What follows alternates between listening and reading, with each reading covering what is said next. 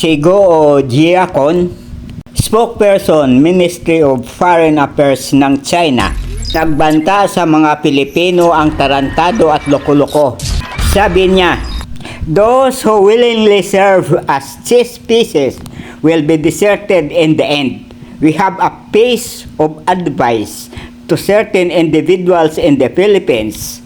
Stop serving as other countries' mouthpieces and no more stand for personal political agenda. Guo Jiakon, spokesperson Ministry of Foreign Affairs China. Nagot siya ng Undersecretary Attorney Claire Castro. If China really believes and concerned about peace and stability in the region, they should abide by the international law.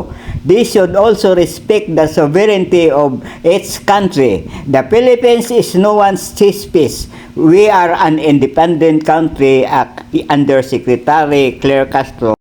Makinig kayo mga komunistang insek. Hindi kami piyon ng sinumang bansa.